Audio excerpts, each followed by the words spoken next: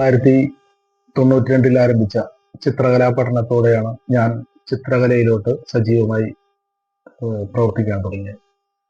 1992 Aluva Prathibha school of ആർട്സിൽ പഠനം ആരംഭിക്കുകയും പിന്നീട് തുടർ പഠനത്തിനായി തൃപ്പൂണിത്തുറ RLV കോളേജിൽ ചേരുകയും പഠനം പൂർത്തിയാക്കുകയും ചെയ്യും.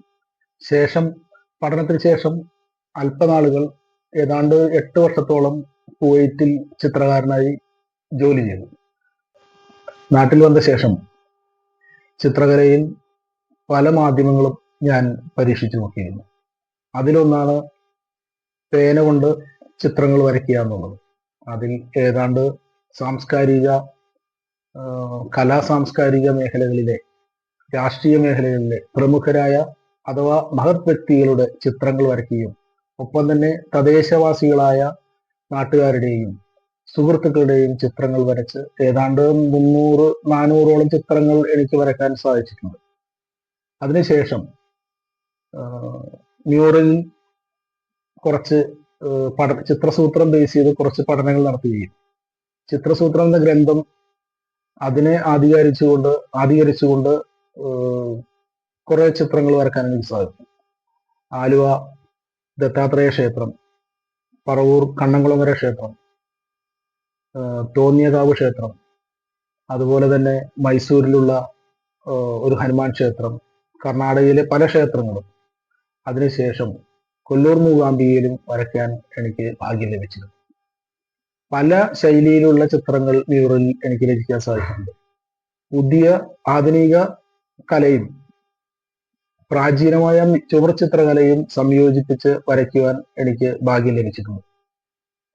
ഒപ്പം തന്നെ കൊറോണ ബാധിച്ച് എല്ലാവരും വീട്ടിൽ കയറിയിരുന്ന സമയത്ത് ഏതാണ്ട് 112ഓളം നാട്ടാനകളെ വരയ്ക്കാൻ എനിക്ക് ഭാഗ്യം ലഭിച്ചു.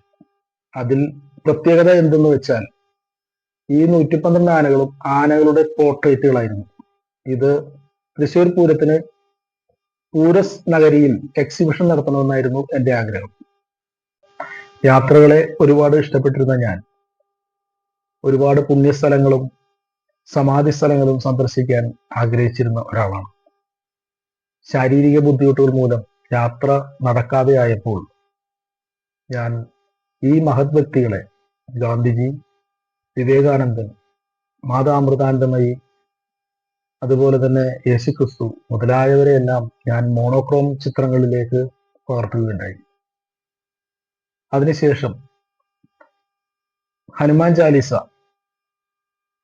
ഒരു പേനയിലൂടെ ചിത്രവൽക്കരിക്കാൻ എനിക്ക് ഭാഗ്യം ലഭിച്ചു. ഇന്നും ചിത്രകലയിൽ ശാരീരിക ബുദ്ധിമുട്ടുകളുണ്ടെങ്കിലും ഞാൻ തുടർന്നുകൊണ്ടിരിക്കുകയാണ്. 2 വർഷത്തോളമായി ചെറിയൊരു ആക്സിഡന്റ് മൂലം എൻ്റെ കാലുകളുടെ 60% ആരോഗ്യം നഷ്ടപ്പെട്ടു. ഇന്നും മനസ്സും ശരീരവും ചിത്രകലയ്ക്ക് വേണ്ടി തന്നെയാണ് തുടിച്ചുകൊണ്ടിരിക്കുന്നത്. ഒരിക്കൽ സ്വപ്നങ്ങളുടെ നിറക്കുലസ് നിറഞ്ഞ കണ്ണൻ ഇന്ന് വീൽചെയറിന്റെ പരിധികളിൽ ഒതുങ്ങിയ ജീവിതം. കാലത്തിന്റെ കരങ്ങൾ കൊണ്ട് ലോകത്തെ സുന്ദരമാക്കിയ ആ മനുഷ്യൻ ഇപ്പോൾ സ്വന്തം കാൽപ്പാടുകൾ പോലും ഓർമ്മയായി മാറിയിരിക്കുന്നു. അദ്ദേഹത്തിന്റെ പെയിന്റിംഗ് ബ്രഷിലെ ഓരോ വരയും വേദനയുടെ വിങ്ങലാണ്. കണ്ണൻ വരക്കുന്ന ഓരോ ചിത്രവും പറയാത്ത കരച്ചിലിന്റെ നിശബ്ദ പ്രതിധ്വനിയാണ്. ആകാശം കാണുമ്പോൾ പോലും മണ്ണിൽ ബന്ധിക്കപ്പെട്ട മനുഷ്യന്റെ അകത്തളത്തിൽ ഒരു ഉറഞ്ഞു നിൽക്കുന്ന തീപ്പൊരി. അതാണ് കണ്ണൻ.